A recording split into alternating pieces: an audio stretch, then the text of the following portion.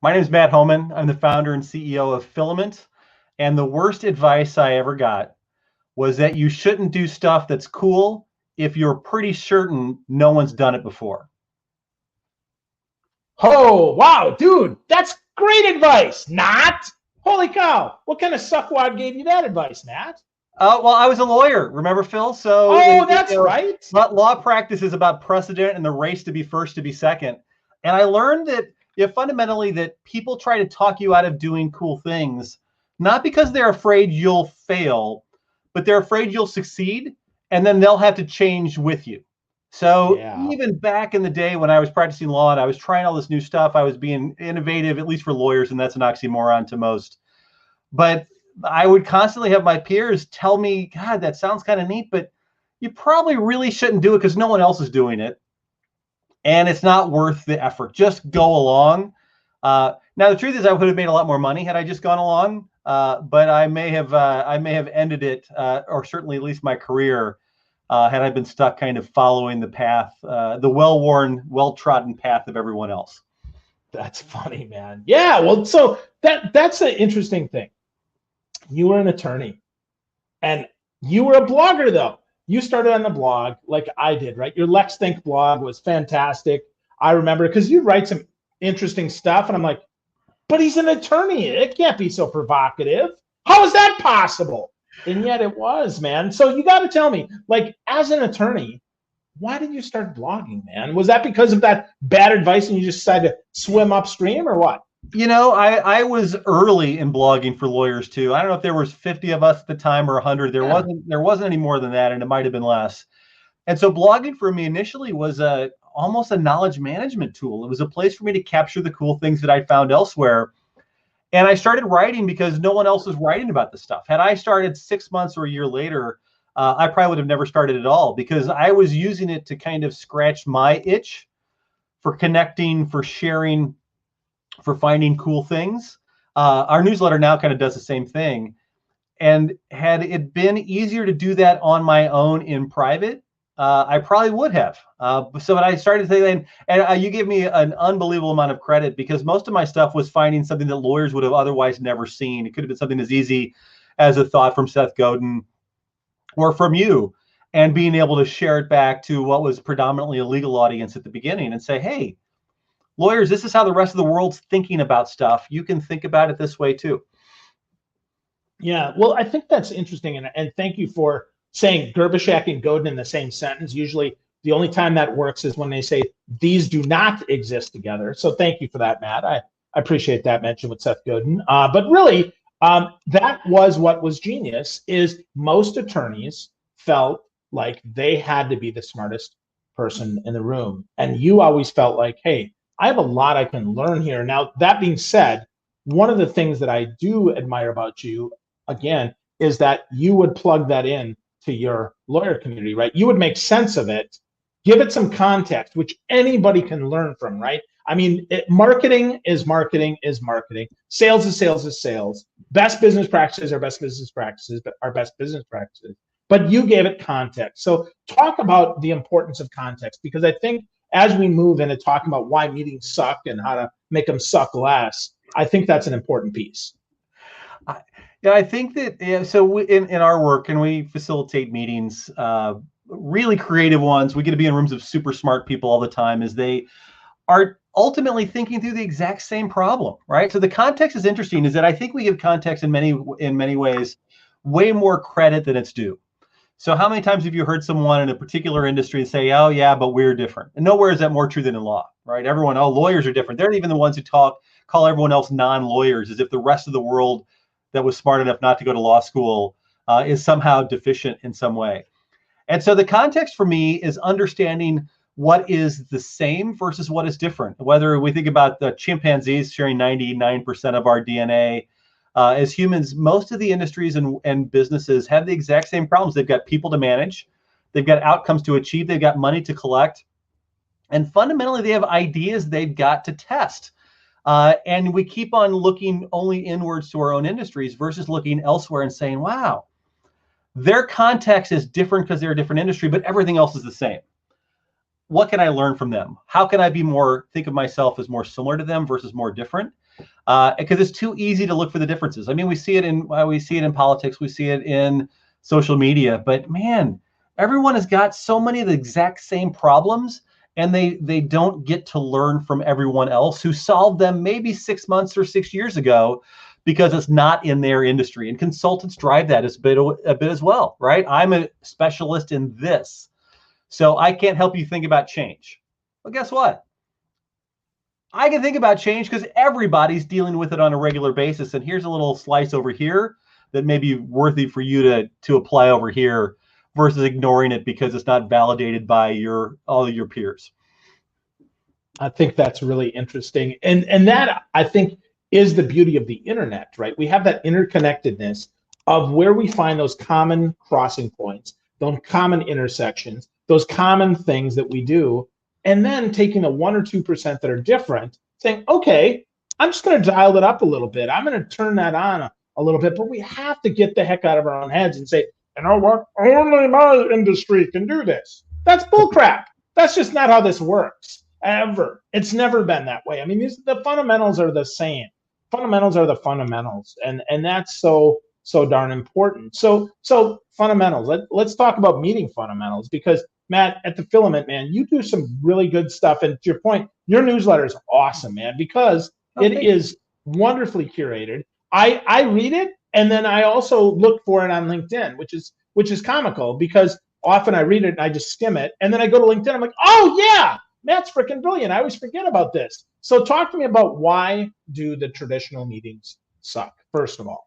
You know, it's a great question. I think that to back up a bit, meetings are terrible because no one works at being better at meetings, right? At some point, we've learned to type and gotten to a certain level because we use typing every day.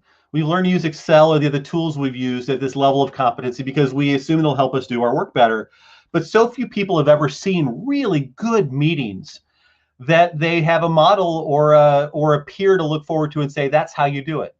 And, you know, I think about it as a meeting just in general. And there's so many challenges with meetings, and I'll talk about in-person ones. A lot of these apply to the virtual ones as well. But I was reading, someone shared this one time, and it hit me like a ton of bricks. Said, in most organizations, it may take a junior person 8 layers of approval to spend $10,000.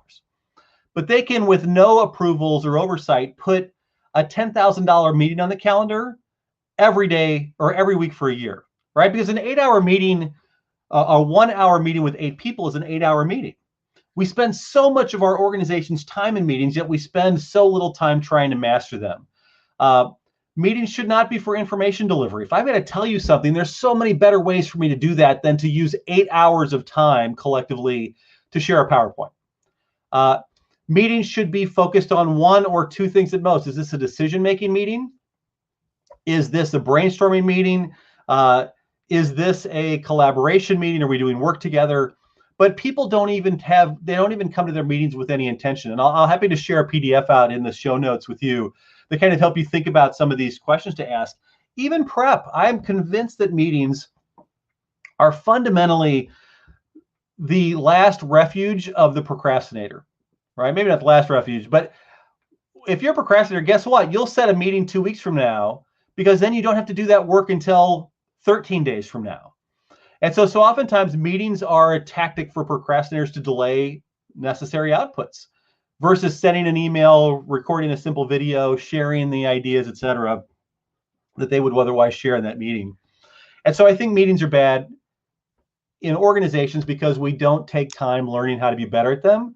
Yet a 5% improvement in your meeting effectiveness could have $1 billion of impact in a large organization. And people just don't spend the time thinking about it. The other thing is that when you start to look into bigger meetings, right, whether you think of them as offsites, conferences, retreats, summits, etc., there's this bifurcation of planning, the person who owns the planning of the logistics and the person who owns the outcome, right? Meeting planners don't have enough power. They've not been given it.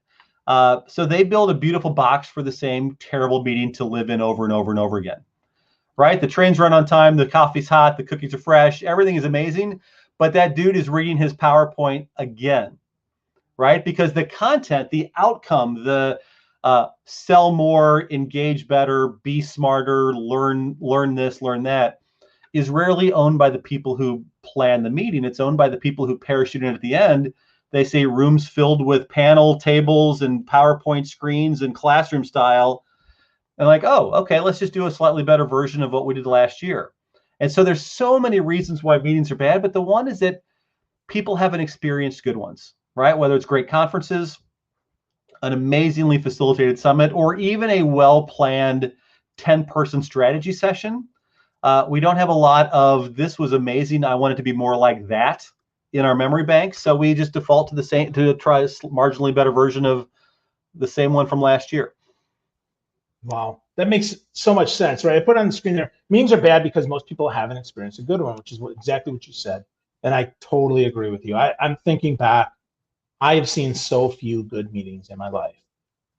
It's disappointing, to say the least, because often, to your point about procrastination, which I totally love, it's a great way to kick the can down the curb, right? And say, oh, hold on. Let's make that decision in 2 weeks, because that's when our schedules match up. Right. As opposed to, hey, Matt, here's your responsibility. Hey, Phil, here's yours. Hey, Susie Q, here's your explanation. Hey, Sally, here's yours. That we just kick the can down the curb, and billions of dollars are wasted because we don't make decisions. Right. And if we think, and so use decision making as one possibility. How many meetings?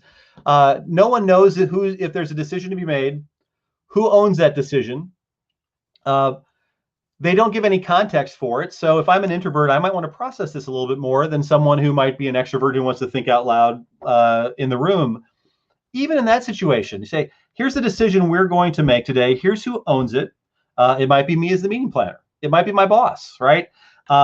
Here's the inputs I want from each of you. Here's some context. Come and be prepared to talk about your recommendation, and then I'll decide, right? And even in meetings, and this is one thing that came out of a meeting design summit that we hosted at Filament, is that you should have 2 lists at the end of every meeting: the decisions we made and the decisions we need, right? Because there's time that there are people in the meeting that aren't the right people. You need to get budgetary approval. You need to get your boss's boss to go answer something. You may just have some information you don't have available to you in the moment. By capturing that decisions we need, you then assign that. Say, Phil, this is a decision we need. Go get it for us. And you might find that your boss or your boss's boss says, hey, you guys have that. I don't care what you do. Or do it within these parameters. And then you come back and you get to make the decision. But decisions don't even happen in meetings. And there's times where I see this is the word that drives me crazy. People want alignment in meetings. And we've done this. We've tried this. I said, I want you all to define what alignment means. Is it 51%? Is it a supermajority? Is it everyone agrees? Is it we all understand? Like, what is even alignment? And you can't define it. You can't get to it. And so it's just so many of those little pieces that we enter into these meetings with no preparation. And we're stacking them just like the easiest game of Tetris: 1 hour, 1 hour, 1 hour, 30 minutes, 1 hour, that you don't even have time to be thoughtful about the meetings you're going to be entering. One simple tip is that I think every meeting that was an hour should be shortened to 47 minutes. 47 is a number that people can't add more than 2 or 3 in a row. So you at least build generally a 13-minute gap in your calendar before the next meeting. If you want to be really smart, start your meetings at 13 minutes after the hour versus on the hour, because then you just run to the top of the hour because that's how everyone else's mind is working. And give some people some time to be thoughtful. Generally meetings don't do that. Wow. 47 minutes. So I do 25 and 50 because that's Google's quicker, swifter meetings or whatever. But 47, it's odd enough that it makes people go like, what's that? Which hopefully means that they'll prep. But your tip about starting at 13 past, my challenge in most organizations that I've worked in as an employee and that I promise to root out as an owner of a business, and that is people showing up late drive me crazy. Like, there's no reason to be late. And your 13-minute past makes it so that probably I'll get there at 10 past, which now makes me early. Is that what you see as well, or what's your... Yeah, but there is every reason that they're late is because their calendar is filled with meetings they don't control, of people they report to that go back to back to back to back to back to back. And so virtually, you at least have an easier chance to kind of pop from one to the other. But when we were in person, there's a reason in high school and junior high and grade school, they give you a bell and a time in between periods. You got to go to your locker, right? Here, transition time. You got to go, like, we don't build that in at all. And we assume that if I set a calendar meeting for an hour and yours goes to an hour, that I'm more important than you. You should start yours late versus me ending mine early. And then the meeting conversation expands to whatever time we give it. And it starts late because people come late because they just finished another meeting. So, I mean, even just thinking about how you calendar meetings can have a really significant impact in not only productivity of your organization, but literally the sanity of the people who come in. The other thing that Amazon does, I think, particularly well, is that they might say, okay, you're here for the first 15 minutes, read this. Right? I know that you're not going to read it, that you said you might have before we started. So read this. And then we'll talk about it. Wow. Wow. So that's almost baking in the prep time into the meeting, right? That's almost giving people a bit to prep. Now, how does that work with an introvert though, Matt? Because you and I, right, we'll ref for weeks on this stuff. But what about those people that need the process time? How does that work? How far in advance should we send it? It depends on how much you're asking them to consider. What I would do is I would say to them, here's what we're going to talk about, right? Whether there's a pre-read or not, here's what we're going to talk about. Here's the questions I want you to be prepared to talk about when we get there. Capture 2 or 3 bullet points before we begin. Now, you can do that in a shared document, whether it's in Microsoft Word or in Google Docs or whatever. And if you say, my expectation before we start is I'm going to have 3 ideas or suggestions or comments from each of you before this meeting begins. You can do it today. You can do it, the night before, whatever it is. And then as a facilitator, even the owner of the meeting, introverts aren't quiet, right? They just need to think about something. And so to be able to pull them and say, hey, I see, Phil, that you've talked about this. Mind sharing a bit more, right? You're able to pull that out into the room. And virtually, it's even more crucial because in person, you can use body language, you can use attention to kind of draw some of that out. It's really easy to hide in a sea of Brady Bunch, Hollywood Squares faces on the screen, because while you feel like everyone's staring at you, you also can assume that no one's staring at you. So giving people that opportunity, and then you can say, hey, everybody, here's what we're going to talk about. Here's the decisions we're going to make. Here's the comments. If you give me the comments or you don't care, you don't show up at the meeting. Wow. And you give them that option. So then what do people do, Matt, if they don't attend meetings? I don't understand. They get work done, Phil, right? I know you're saying that tongue in cheek. They get work done. They get to prepare for the other meetings. They get to be thoughtful. They get to close their door and actually think about stuff. That's the problem, is that in a traditional day inside the office, how much time do you have to think about stuff? Right? In our model at Filament, even when we're virtual, but in person, we want to do in the room, virtually or otherwise, only things you can do in the room. We don't do PowerPoint. We've not had a PowerPoint slide shown at Filament. We've got about a 20,000 square foot meeting space. We've not had a PowerPoint slide shown at Filament for almost 3 years now. Not a single slide.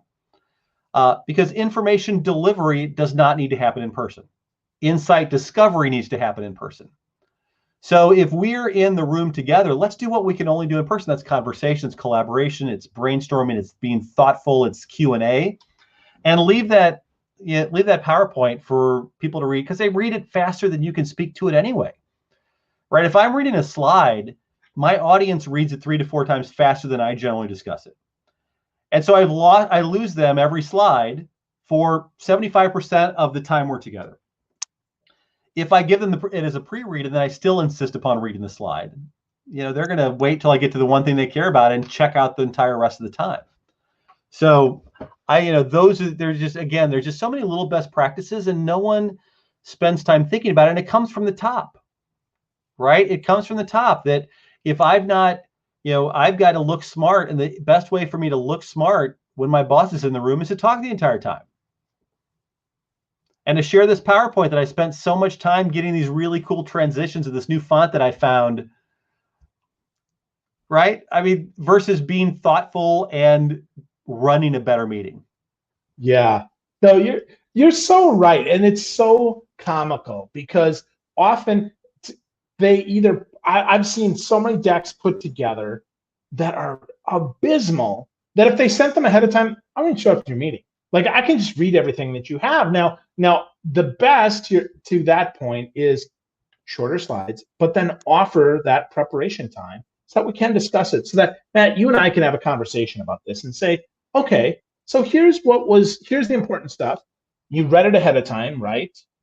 And now we're ready to go. Or if not, let's stop right now. To your point, if we still have to have an hour meeting because Right. we don't listen to Matt, we don't do 47 minutes. The first 13 minutes then are for all those losers that didn't read ahead of time, that now you're going to sit quietly and read yourself, right? And the rest of you can take a nap or whatever it is that you're going to do. So what do you think? No, I think that's right. And you know that, and at some point the leader has to say, did everybody read this? Yes, yes, yes, no. All right, you're out.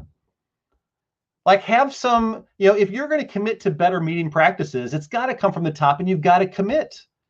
I'll give you another example is that, you know, if you've got the stat, let's say you have the 90-minute once weekly staff meeting, right? The better way to even approach that is to say, okay, everyone on Sunday night, or better on Friday, send these. You got to send them on Friday because we don't want you obsessing over the weekend. Send by Friday at 1 o'clock the 3 things you want to report out. Could be help you need, could be what you're working on, it could be kind of that standard Scrum sort of stand-up sort of ideas, right?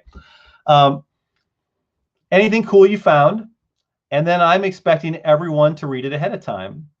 And then what we're able to do is then we're able to discuss it. And so now you turn your 90-minute meeting into probably half of that. But then instead of giving people back those 45 minutes on the calendar, you say it's blocked for 90 minutes. Any collaboration and help you need, we're all here in this room. So now I'm going to pull Phil aside and say, hey, Phil, that one thing I've been trying to get on your calendar for, let's talk about that for 5 minutes. And then I find someone else say, oh, hey, Matt, over there, will you give me that help on this? And so what you're also able to do is carve out time where your team are all there to collaborate for those little itty bitty things that otherwise take, you know, it's an hour or 30-minute calendar invite because that's the default. But I really just need a few minutes of help. But it's work time. It's not meeting time. But again, you're pulling everyone together to get that done in the room.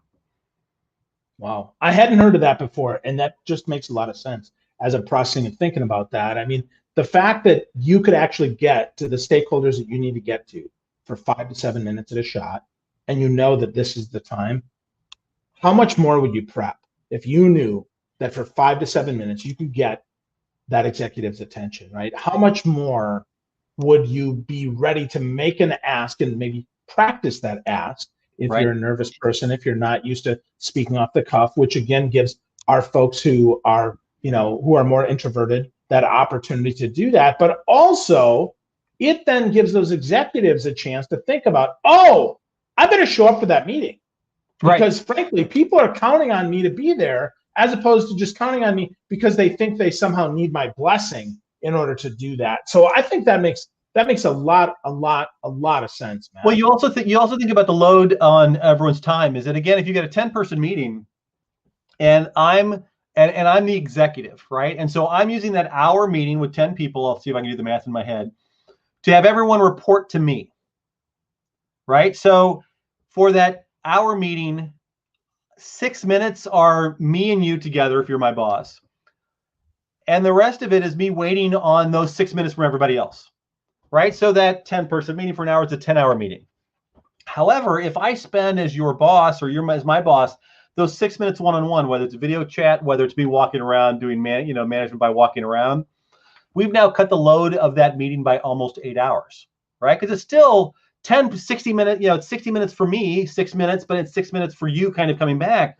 But each of those, you know, the bulk of those, so now you have 10, 12-minute conversations versus, you know, so 2 hours versus 10 hours. 8 or 10, yeah.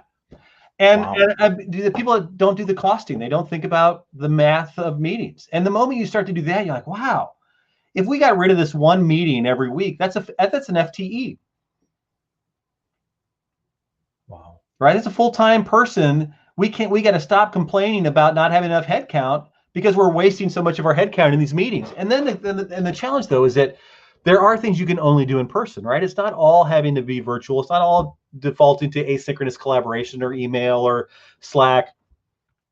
But when that in-person conversation now is where the real thoughtfulness happens, because you can read the nuance, the body language, you can split up into small groups, etc., then you're like, I want to go to those meetings, right? Because that's where we get work done.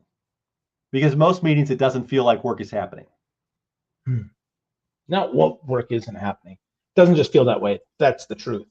And I think that's really interesting, because work is collaboration. Work is decision making. Work is not just having a conversation about a whole bunch of nothing. So I think that's really, really important. Not just information dumping, not just kicking the can down the curb, right? Just actual decision making. Well, and speaking of information dumping, now take that big conference, right? So you got 1,000 people in the room. How much of their time, and you ask why they go, there's usually 3 reasons. One is, I just want to go to the location because it's different than being here at home, right? I want someone to pay for me to be in Florida, right? That's number one. They don't say that out loud to their boss, but that's obviously number one. Number 2 is, there's information I want, right?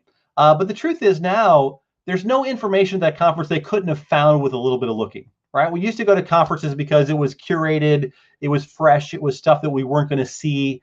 It was an advanced preview of what was coming. Now, read a blog, follow someone on Twitter, watch a TED Talk, etc. And that third reason is almost always because I can connect with my peers. But nearly every conference leaves that most important part that you can only do together to absolute chance, right?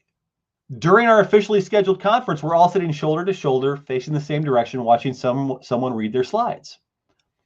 And it's only during alcohol-fueled happy hours and dinners, things with bands and entertainment that no one cares about because you're all in the hallway trying to talk to those people, that this connection, this tissue, and everybody in your industry who's there together, you leave it to chance for them to find the person that can impact their career the most. And God forbid vendors now, especially in the virtual world, but they've got to trade a pen or a little stuffed animal for just a moment of engagement. What if that conference instead were small group discussions, problem solving? The networking happens while you're thinking together, not just drinking together, right? Those ideas, and that's where we're stuck in this model that looks exactly like the conferences our parents and their parents attended. This desire that we have to show and tell the entire time, versus saying, hey, these are the smartest people in our industry, and we're going to spend the day, the 2 days, the 3 days working through the most significant challenges. We'll introduce some expertise, and I'll explain a method for doing that in a second. But let's use this event for us to engage around the industry versus just hear people tell us about it. And that drives me crazy. It's just that same problem with the small meetings writ large. And we've built these massive industry around these huge events where you can sit and listen and not engage and call it success. Yeah. Wow. Well, you dropped a big bomb there that I love. Such a smart bomb, Matt. You said, make networking happen when you're thinking together, not just drinking together. And I think that's really smart. And we forget about that. We forget about doing that. We shouldn't, 50 minutes of presentation, 30 minutes of conversation, maybe 15 more minutes, the kind of TED Talk style, but with that collaboration that you can only do in person. That's brilliant, man. That's a great way to run a conference. But what about virtually? How do we do that? And how do we make sure that our vendor partners actually get some value out of these meetings? Well, those are the vendors, the third rail here. We'll talk about that in a second, because no one's figured that piece out. We figured out how to deliver presentations. There's tools that allow us to network a bit online, whether it's Zoom breakouts or some more specific tools that build in that kind of swipe right or chat roulette model of networking. But here's a model, and it's something that works in person as well. And it works really well virtually, is that that some people have an expectation when they go to events. There's got to be expertise from the stage. All right. I know you're a public speaker. I've done that as well. Yep. I'm not advocating that we eliminate that industry altogether. But for that hour slice of time, instead of it being 55 minutes of presentation, and then a handful of people kind of holding business cards at the stage at the end, hoping to build a connection with this famous speaker who's about to jump on an airplane, or God forbid, even a panel where the first person goes 25, the second person goes 20, and then there's no time left for Q&A, or the third person who's left kind of holding the laptop. Imagine this. So in an hour time, imagine that presenter, if it's one, or panel, if it's three, they each, the presenter might get 15 or 20 minutes, or the panel might get each 5 or 6. And they give their presentation. They use slides if they must. But then what you do is everyone's at rounds versus gigantic auditorium style. Everyone has a worksheet, again, virtual or in person. And they're capturing the things they like, the things they don't like, the things they're curious about, the things they like to follow up on. And then after the person or people stop speaking, you give them 5 minutes of silence. It sounds like for introverts, it feels like a minute. For extroverts, it feels like 30. But 5 minutes of silence for them to fill it out, to literally process what they've thought about. And then at tables, they engage, right? Again, in Zoom rooms of 5 or 6, or at the table inside the ballroom. And they get to talk about what they liked and what they didn't like with the people they've just met, right? So this is networking without demanding business cards being exchanged, though it happens anyway. And they now have a conversation. Wow, I like that. And then someone else says the emperor has no clothes moment. Says, wow, I don't believe any of that. I thought that was all crap. And this deep conversation is starting to happen. The speaker can hummingbird from table to table in person, or dropping in virtually if they want. But the key is, out of that conversation, each table has to ask a question, or at least submit one that the table agrees on. So you get, and it's always a dude, and I wish this weren't the case, Phil, you know it to be true, but it's always, instead of the dude who stands up and pretends to ask a question with a little inflection at the end, but makes a statement for 10 minutes in front of the room, and everyone else rolls their eyes, pulls out their phone, and otherwise disengages. So by pulling content into much smaller chunks, giving people a chance to process both by themselves and with their peers, and then ask questions, you build a dramatically more engaging 60-minute time slot that you can rinse and repeat over and over and over again, and it feels fresh every time because the content is different. But people have had a chance to think about it. One challenge, you talked about TED Talks.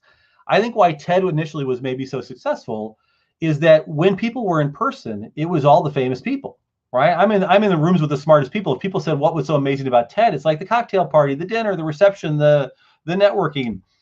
Because watching one 6-minute talk or 5-minute talk after the next, after the next, after the next, after the next, in what is now the traditional TED style format is freaking exhausting. And you can't process and think about it when you've got 10 talks in a row before you move on to the next one. And so by building in time to be thoughtful, to allow for collaboration, to share ideas and to capture some insights, and then collectively asking questions that come out of it, deliver a dramatically better experience, I think, virtually or in person. Yeah.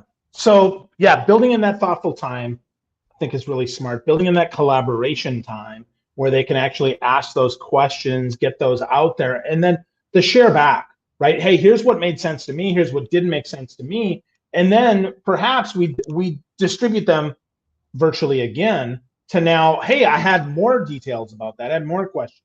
Maybe that's where we get our vendors involved, right? Maybe perhaps that's where we can help them, right? Well, the vendor challenge is the one that I've heard from multiple vendors who like, oh, this conference went virtual for obvious reasons.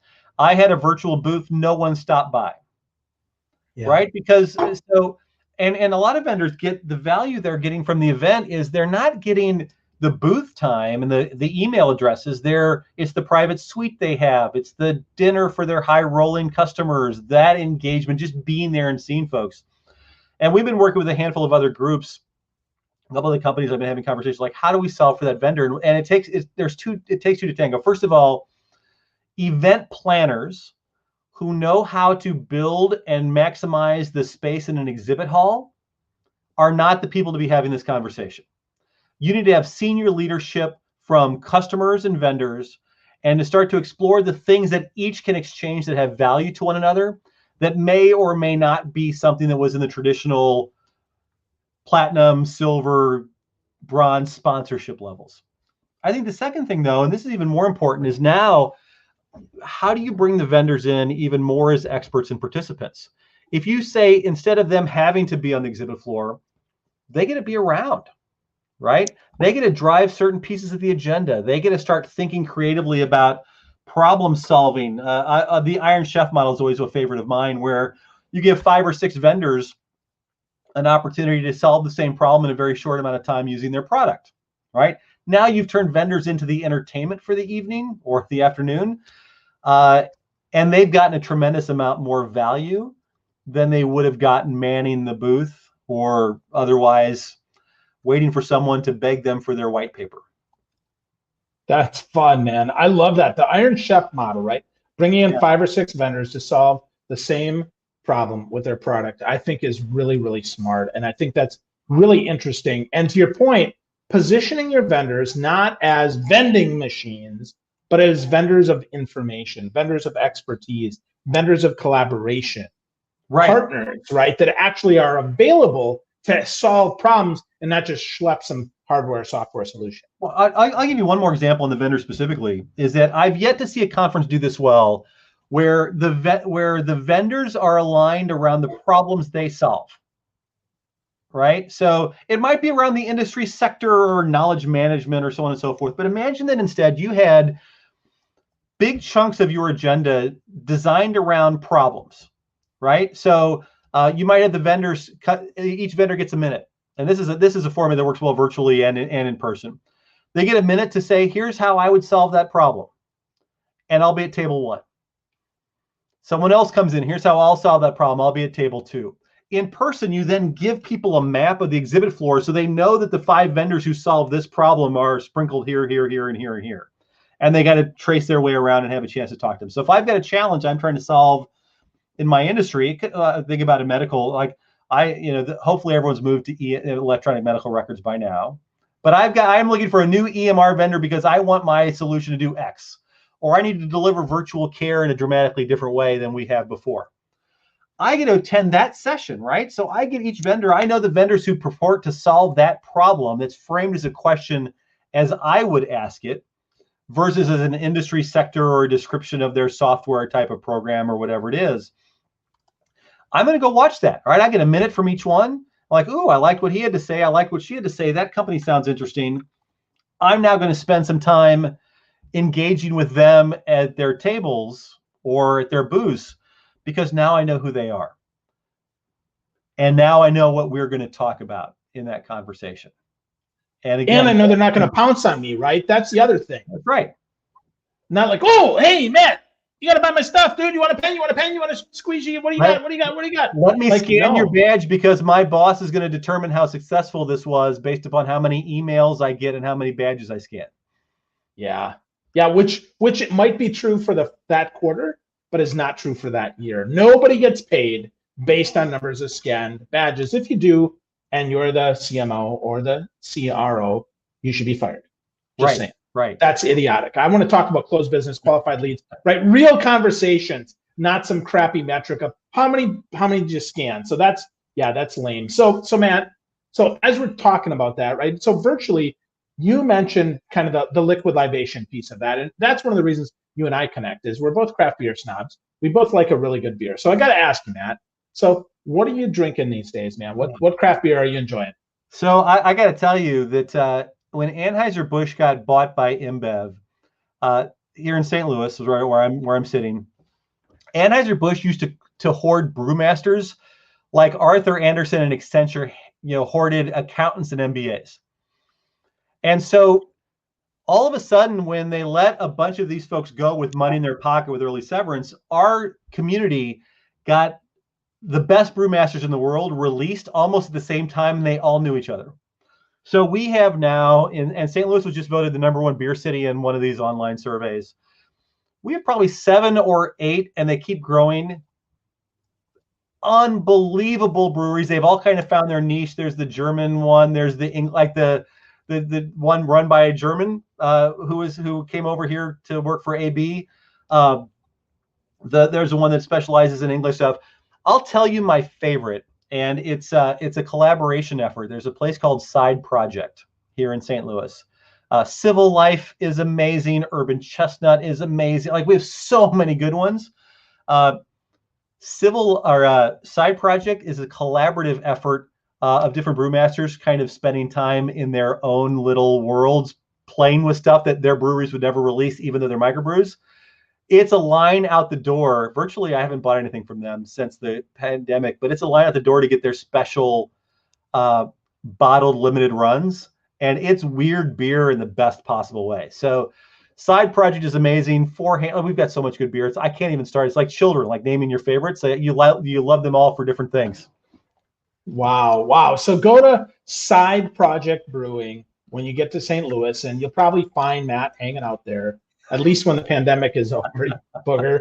So that's cool, man. So there's a place actually, fun enough, we've got a couple nice places in Claremont here. We've got Claremont Brewing Company, which is nice. So we've got some here too in Florida. So it's good to hear that you got somewhere local. Next time I come to St. Louis, Matt, we're definitely going to have to check out Side Project. Absolutely. So that sounds fun, man. That sounds fun. So cool. So because we can't ply people with beer today, because we're all virtual, so how do we incent people to come to our meetings and to participate more so that they can do the things that you talked about? I think that the one answer is promise and work hard to be good at them. You start to look inside organizations, and the term I always think about our ideal customer is the charismatic deviant, right? The person who gets away with more than they should, who has a reputation for trying new things, who asks for forgiveness, not permission, whose team would run through walls for them. Look at the most successful people in your organization and literally ask them, how do you run your meetings? Because no one elevates that as expertise, facilitation kind of the same way, but the people who get the most out of their teams get the most out of their team meetings. And so that would be where I would start. And I think it's a matter of committing to get good at them. I mean, how much time does someone spend learning how to use pivot tables in Excel? If that's a tool that you use on a regular basis, certainly be good at it. But if you want to get better at being in business, get better at meetings. We have a meeting preparation sheet that asks all kinds of questions. But one of the questions, my favorite part, is we always ask people to identify in the meetings the elephants, the zombies, the squirrels, and the porcupines. Right? So the elephant in the room, every meeting has an elephant, right? It's a thing in the back room that everyone's pretending doesn't exist that's there. But the others are probably just as important, if not more so. The elephants are there in the back of the room. The zombies are the issues that never seem to die. They keep on coming back over and over and over again. The squirrels are the things that distract us, right? The ooh, shiny, shiny.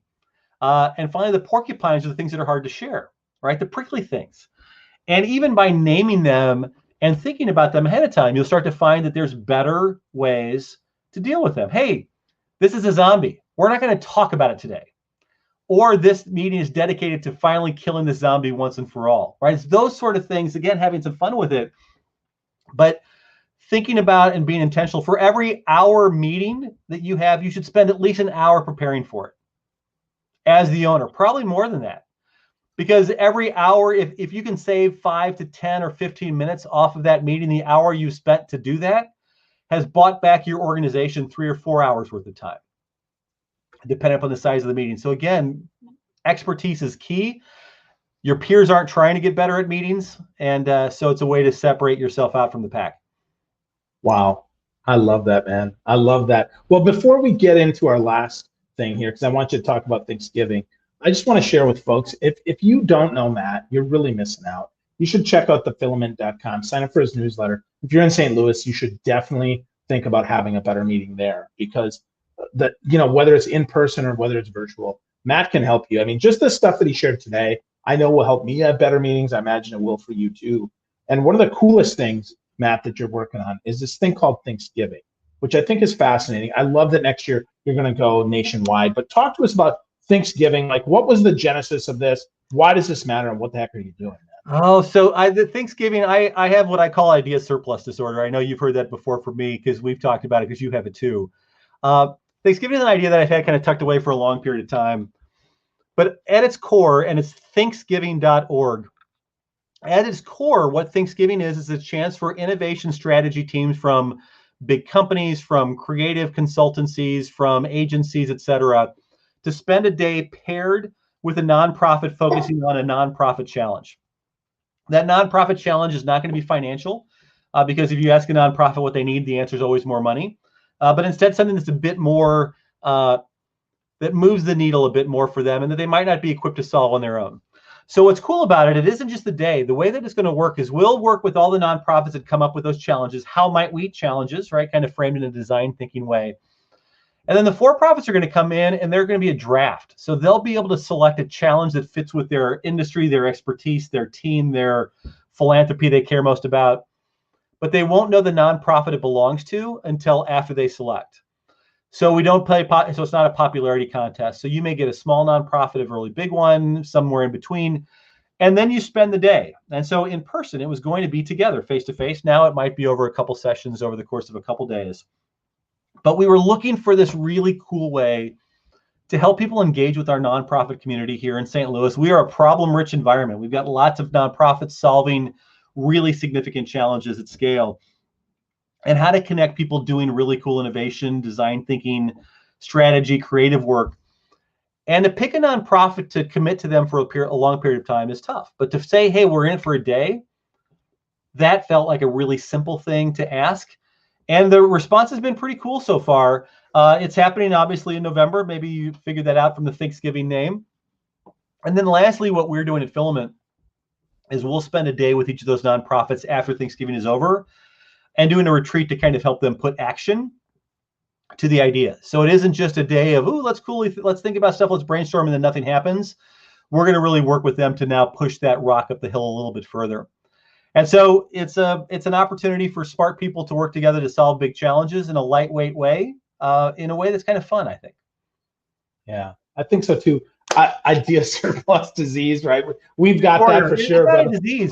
It's idea surplus disorder. But it's contagious. It's contagious. That's the problem. That's why it's a disease, right? That's a good thing, right? Hopefully we make ideas go viral. So that's the goal, right? So that's so funny, man. But yeah, so man, I love talking to you, man. We could talk all darn day. But folks, if you want to get connected with Matt Homann, check out thefilament.com. That's TheFilament.com. Check Matt and his team out. Sign up for his newsletter. It's really fun. He's not trying to sell you anything. He's actually trying to help you have better meetings and curate some great stuff in there. I always enjoy it. And Matt, if you had a favorite social channel that people can follow you now, I know it used to be Twitter. That's where we used to hang out. But now, where would you send them? You know, it probably still for me is Twitter. I don't spend much time on Facebook. With so much of our stuff in person, Instagram, we draw lots of pictures because we always have an artist in every meeting. So there's a little bit of that there. But probably the best place to find me is LinkedIn and Twitter. Old habits die hard. That's cool. Awesome. Well, folks, I hope you got a lot from this. Hopefully you have some better meetings because of Matt Homann, right? He says that meetings can be better, but we actually have to commit to making them better, and most people don't. But if you're willing to do that, you can have better meetings and save your company money, many cases, than FTE. Thanks so much, Matt, for spending some time with me today. I really enjoyed it, man. Talk to you soon. Thanks, Phil. It was so great to catch up. You too, buddy.